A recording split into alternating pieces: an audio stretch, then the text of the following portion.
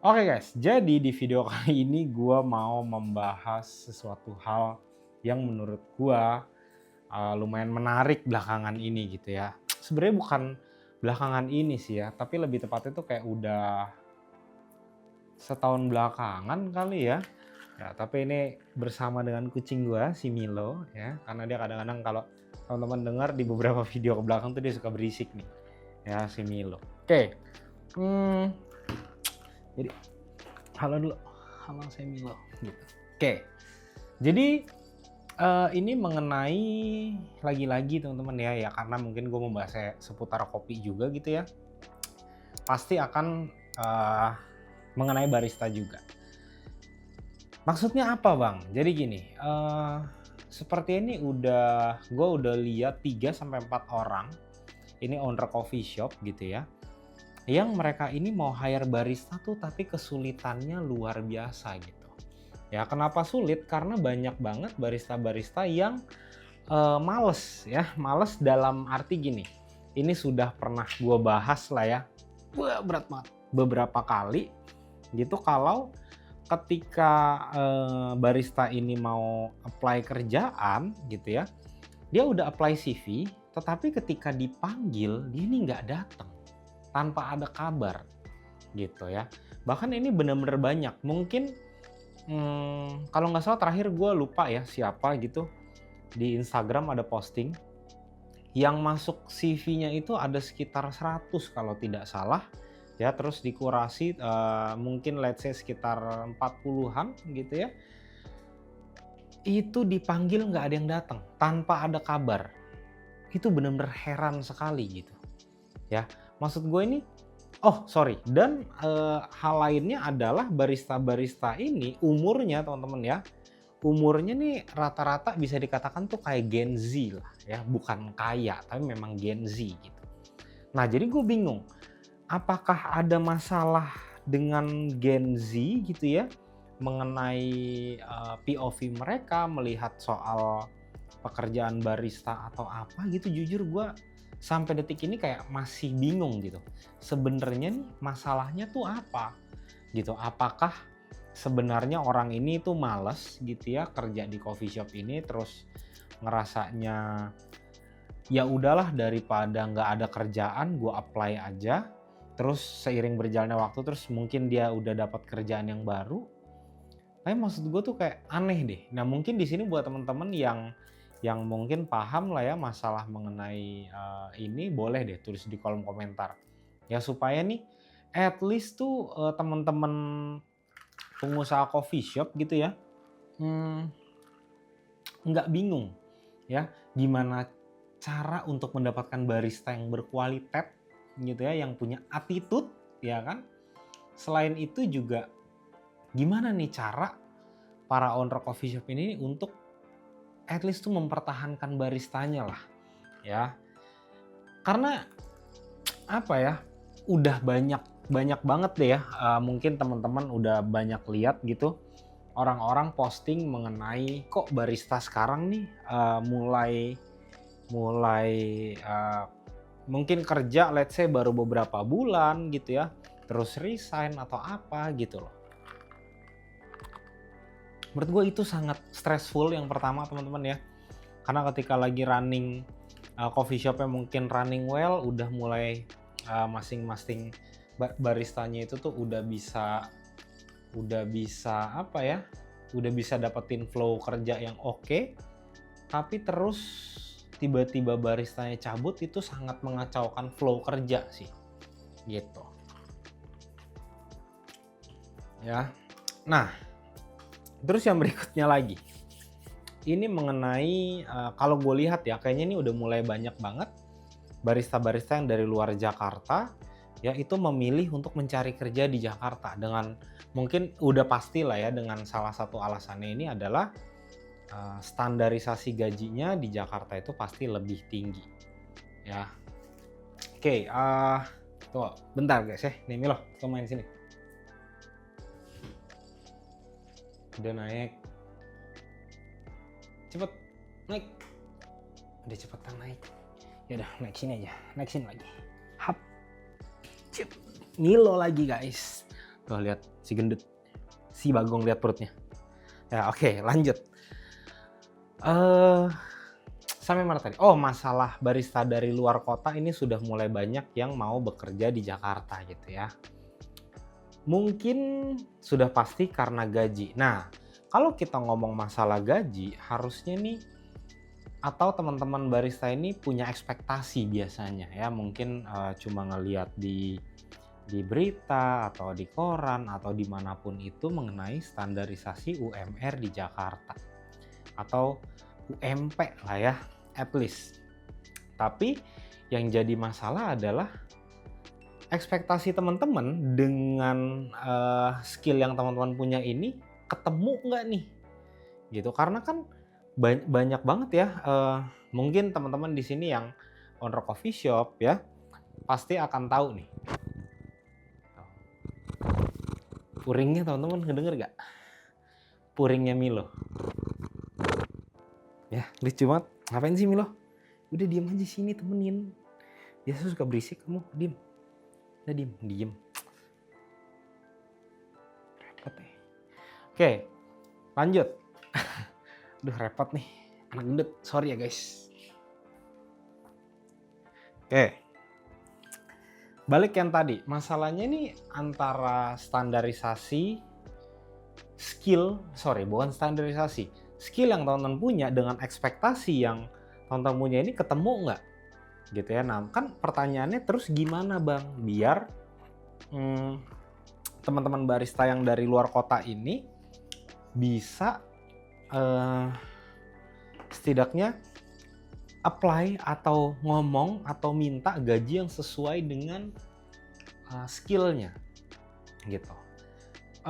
Kalau kita ngomong lah ya, gaji mungkin saat ini di Jakarta kita nggak usah tutup mata, yang sekitar 1,5 juta pun itu tetap ada teman-teman ya. Itu masih ada yang gue tahu 1,5 juta per bulan dan itu full time. Terus kerjanya harusnya 6 hari kerja, 1 hari kerja itu 1 hari libur itu masih ada ya. Terus yang gajinya sampai 8 juta, 9 juta ada nggak? Ada. Terakhir gue tahu kayak di Jakarta tuh ada yang dapat gaji 9 juta hampir 10 juta. Itu ada. Tapi masalahnya kenapa kok bisa gapnya jauh nih 1,5 juta sampai let's say sampai di 8 juta aja deh. Itu kan bener jauh gapnya. Nah, satu hal yang gue perhatikan adalah yang pasti kalau yang sudah dapat gajinya mungkin di atas 5 juta, di atas 6 juta, 7 juta lah ya. Itu tuh biasanya sudah pasti senior barista lah ya. Senior di sini gue masih ngomong dari berapa lama bekerjanya ya. Belum dari skill. Oke?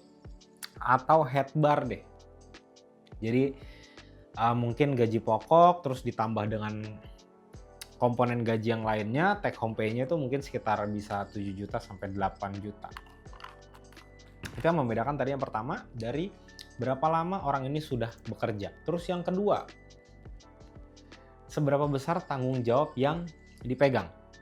Ya, artinya semakin besar tanggung jawab, otomatis sebenarnya pekerjaannya pun sudah pasti semakin banyak lah. Dan itu menurut gua sangat berpengaruh dan sangat fair kalau misalkan dikasih gajinya itu let's say amit-amitnya apesnya itu ada di 5 juta sekian lah atau kita bilang UMR Jakarta lah gitu. Terus yang berikutnya lagi, ini kita udah mulai masuk ke skill nih. Ya, skill ini menurut gue bisa dibarengin sama sama tanggung jawabnya lah. Otomatis kalau orang yang sudah punya skill, ya jam terbangnya sudah tinggi, sudah pasti seharusnya itu akan dikasih tanggung jawab lebih. Nah, yang jadi masalah ini adalah banyak teman-teman yang di luar daerah gitu ya, ketika mungkin let's say baru punya pengalaman 1 tahun kerja, 2 tahun kerja ya, dan cuma baru bisanya nih, gue ngomong dari skill ya, cuma baru bisa kayak bikin espresso doang toh sama basic manual brew, udah langsung minta gaji tinggi. Ya, mungkin ketika dites iya lu bisa bikin espresso, bisa mengkalibrasi espressonya lah, dial in sampai dapetin rasa maksimalnya. Itu gue lihat memang sudah banyak lah barista di luar Jakarta tuh yang bisa seperti itu ya. Karena memang sekarang kalau teman-teman tahu penyebaran informasi, sekolah kopi, sekolah barista itu udah banyak banget. Ya kita nggak usah ngomong di Jakarta doang lah. Di kota-kota kecil lainnya tuh sudah banyak sekali gitu. Nah, yang jadi problem adalah kalau kita ngomong teman-teman ini jadi barista gitu, bukan cuma skill bikin kopinya, skill R&D-nya, skill di balik barnya itu yang dibutuhkan, bukan cuma itu teman-teman. Ya, ini skill yang paling sering sulit atau sulit dipelajari atau nggak mau dipelajari atau sering dilupakan. Ini adalah gimana caranya kita tahu yang namanya basic hospitality. Itu yang pertama. Kalau kita bicara basic hospitality, artinya ini kita harus tahu dulu nih bagaimana basic kita tuh bisa berkomunikasi sama orang. Ya, gimana kita itu bisa bikin orang itu nyaman ngobrol sama kita, gimana orang itu bisa ngerasa, wah gue klop deh kalau misalkan ngobrol sama orang ini. Gitu. Itu menurut gue satu nilai jual bergain point yang bisa teman-teman punya. Kalau misalnya teman-teman punya gitu ya, teman-teman itu bisa lah. Gue yakin bisa banget buat nge-fight, oke, gue bisa ini. Let's say mungkin nego gaji pertama benar-benar kecil, mungkin let's say 3 juta gitu ya, 3 juta. Ya teman-teman ini pasti biasanya akan ada yang namanya probation ya, mungkin itu 1 bulan, 2 bulan, atau 3 bulan, itu tergantung dari kebijakan dari tempat kerja teman-teman gitu ya. Tapi yang gue tahu rata-rata ada di 3 bulan lah. Nah, dari situ teman-teman harusnya bisa ngomong. Saya punya skill seperti ini. Ya intinya adalah selama probation ini, lu minta untuk dipantau aja. Ya minta dipantau gimana progres lu, gimana cara kerja lu, segala macam. Ketika memang sudah oke nih, ya udah lu, menurut gua lu sangat punya hak untuk at least lu ngomong, saya sebenarnya mau gajinya sekian gitu. Tapi balik lagi, kalau misalnya mungkin pengalamannya baru sekitar 2 tahun, itu untuk nyentuh di 5 juta lebih, itu menurut gua kalau di teman-teman jadi barista tuh lumayan susah ya kalau menurut gua. Makanya mungkin sekarang banyak banget barista-barista yang tadinya ngebar gitu ya, terus memilih akhirnya kerja jadi sales. Ya entah sales di roastery, jualan biji kopi, atau mesin kopi, atau apapun itulah. Karena balik lagi sales itu harusnya ada hitungan yang namanya komisi. Ya komisinya balik lagi setiap company akan berbeda-beda. Itu hitungannya sudah pasti akan menambah gaji teman-teman. Ya gaji pokok let's say sekian, nanti ada komponen bonus segala macam, ya komisi. Itu menurut gua akan sangat besar. Nah, kemarin juga gue sempat ngobrol gitu ya sama barista ya, yang akhirnya barista ini jadi sales gitu ya. Dia bilang memang kayaknya nih sekarang banyak banget barista-barista yang mulai melirik pekerjaan sales. Ya, terutama sales mesin kopi sama sales roasted beans atau roastery gitu ya. Menurut gue pribadi nih, kalau misalkan ya skill berkomunikasi lu ya, cara lu ngomong sama orang ini lu nggak tingkatkan gitu ya, hasilnya menurut gua akan nihil. Kenapa hasilnya akan nihil? Menurut gua gini, lu sangat kesulitan lu ketika lu ketemu untuk ngedeal sama orang ya mengenai apalagi kita ngomong roastery nih. Kalau roastery artinya lu harus nawarin ke coffee shop ya. Coffee shop ini kalau misalnya lu dapat coffee shop yang baru, dapat dari referensi orang lain, menurut gue itu udah gampang banget lah.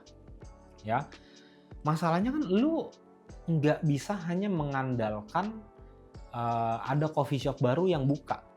Artinya lu harus ngambil market yang memang udah dimasukin sama kompetitor lu nih. Ya bisa jadi lu nanti ngedealnya sama ownernya, gitu ya. Atau nanti lu ngedealnya sama head barnya ya.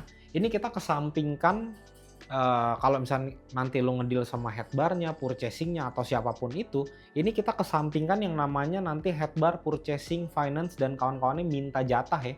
Kita kesampingkan dulu ya, karena itu rahasia umum, semua orang sudah tahu lah. Tapi maksud gue adalah kenapa nihil? Kalau misalnya lu nggak ningkatin skill gimana cara lu closing, ya gimana cara lu berkomunikasi sama orang, itu menurut gue akan percuma. Karena lebih sulit ketika lu harus dalam tanda kutip menggiring orang untuk pakai produk yang lu jual. Itu lebih sulit dibandingkan lu berkomunikasi cuma dengan customer aja. Oke. Karena buat gua ketika lu berkomunikasi dengan customer, itu tuh template-nya sudah ada, pattern-nya udah ada. Gitu. Atau kita sebutlah basic hospitality lah.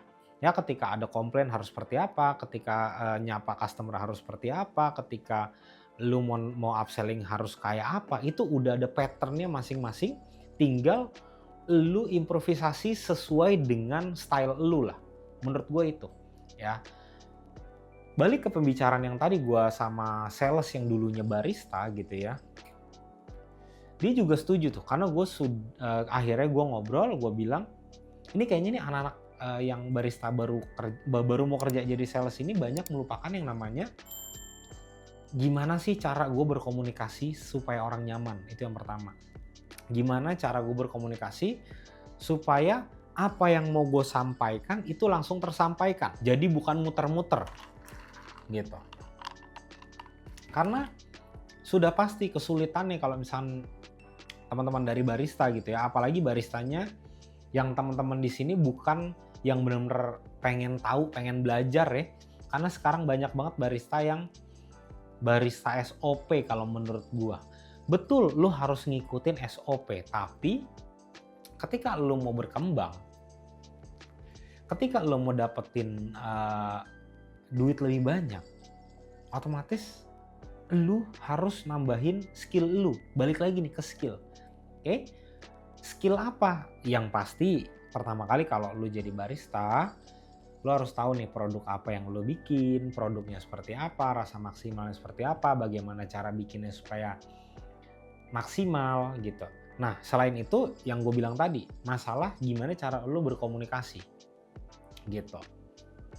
Itu yang banyak dilupakan dan barista-barista ini cuma fokus ke gajinya doang.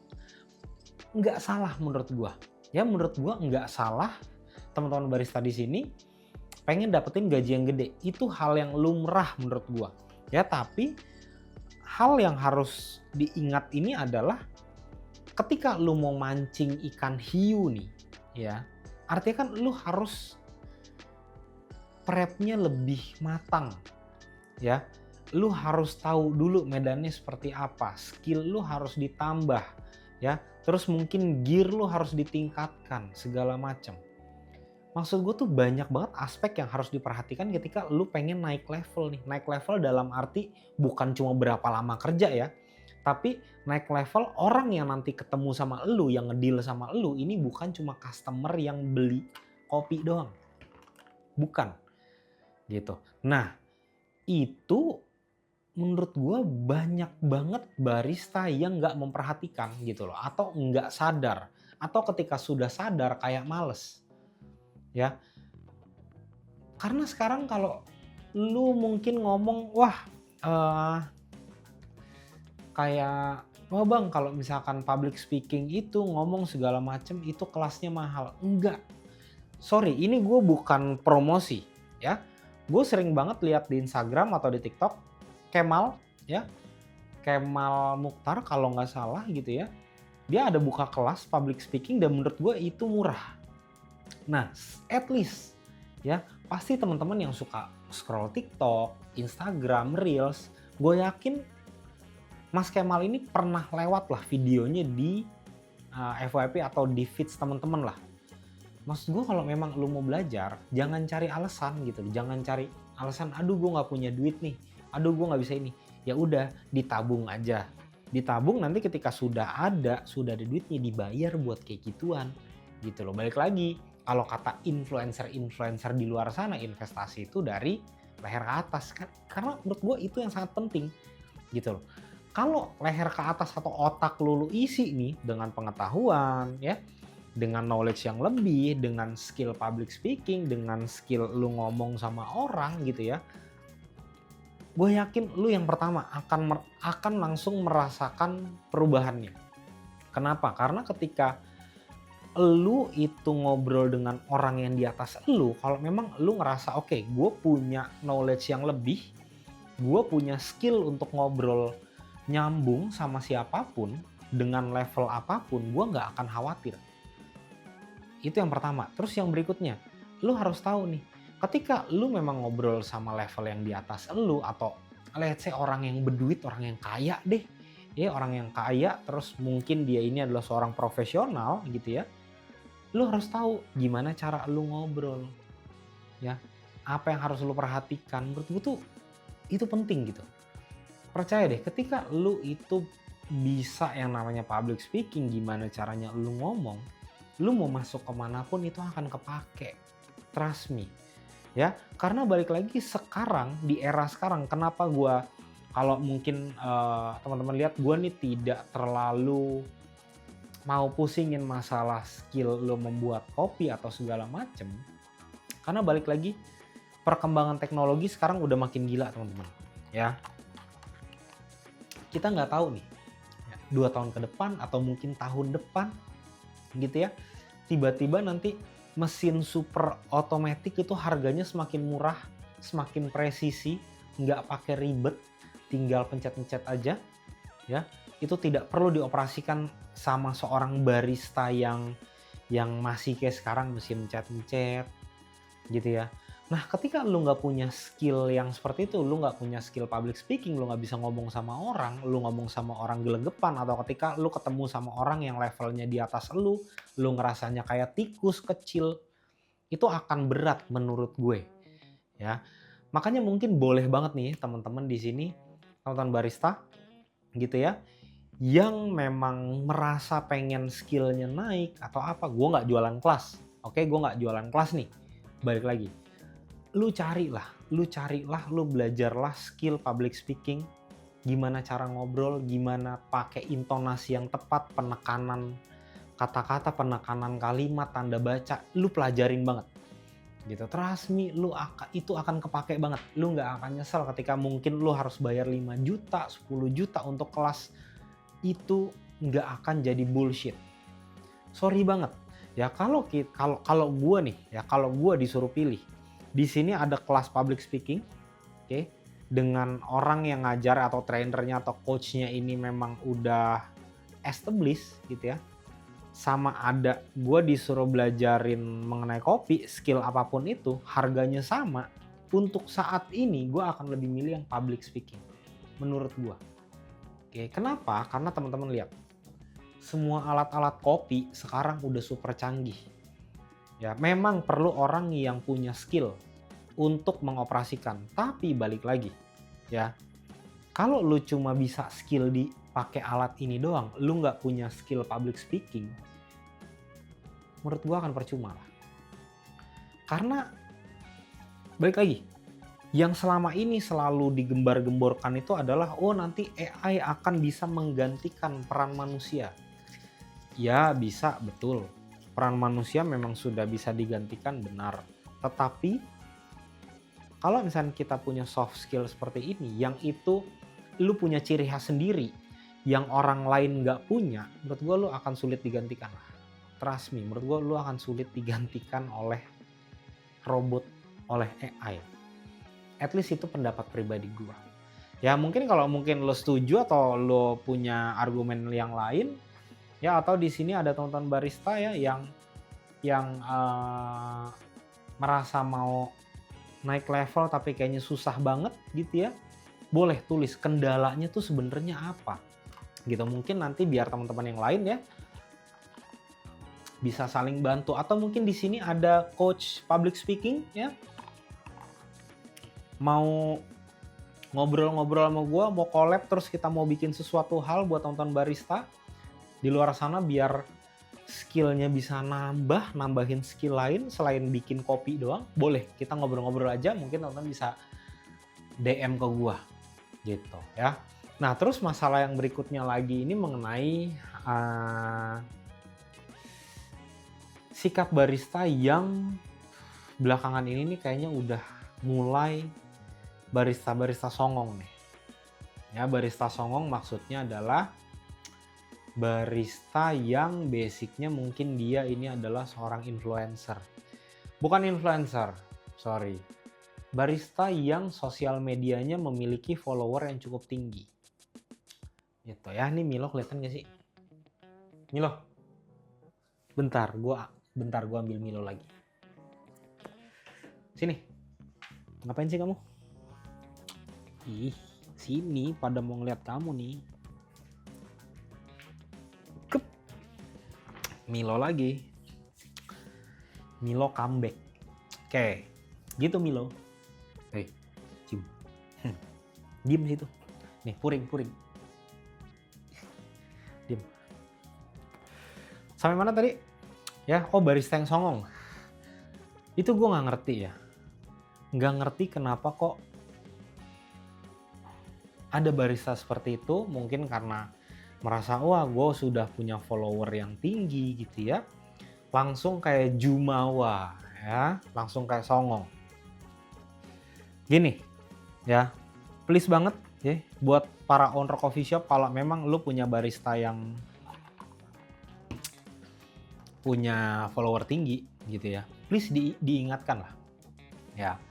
Diingatkan, sorry banget nih gue ngomong mungkin agak kasar, agak keras gitu ya.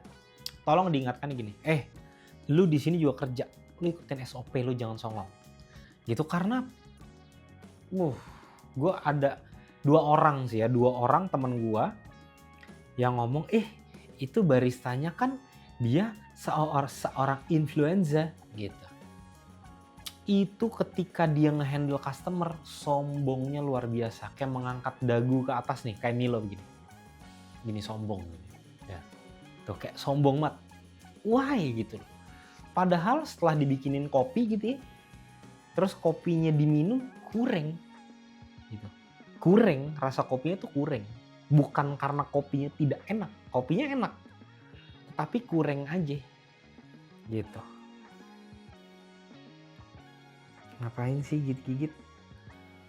Itu sih. Nah mungkin di sini teman-teman ya yang pernah mengalami hal yang sama ya, dilayani oleh barista yang influenza ya, terus dapat pelayanan yang kurang memuaskan atau pelayanan yang menyebalkan gitu ya, boleh coba tulis di kolom komentar pengalamannya seperti apa gitu ya. Karena ya memang menarik sih, menurut gue menarik gitu ya, ketika di industri yang sedang sangat berkembang ini nih, pasti akan banyak kejadian-kejadian ajaib gitu ya. Kejadian yang di luar nalar dari akal sehat manusia tuh jadi bahan obrolan tuh menarik gitu loh. Ya tapi kayak menurut gue sayang aja lah ya. Kayak itu akan bisa jadi apa ya, kayak untuk barista-barista lain yang kerja bareng gitu ya, mungkin itu bisa jadi benchmark nih ya. Wah, si barista ini sama customer melayaninya seperti ini nih ya, kurang, tapi nggak diapa-apain sama owner ya, owner bisnisnya. Nah terus nanti ketularan gitu, itu hati-hati sekali gitu, itu toxic ya. Ibaratnya kalau memang sudah harus dipotong, di cut off, diamputasi, potong aja sebelum menjalar gitu ya. Ntar mendarah daging sampai ke DNA gitu ya. DNA habis itu ke sumsum, nah itu udah susah, udah nggak bisa dihilangkan gitu ya. Gitu teman-teman ya. Mungkin segitu aja ya, ini videonya udah berapa lama nih? Udah sekitar 20 menit lebih ya. Kayaknya sih segitu aja ya, masalah yang ingin disampaikan oleh Milo gitu ya. Mungkin teman-teman di sini ada pendapat ya mengenai apa yang gua bahas tadi. Apapun itu silahkan teman-teman tulis di kolom komentar aja ya, biar kita bisa saling berdiskusi gitu. Karena industri ini akan semakin menarik ketika semakin banyak ributan. Enggak ya.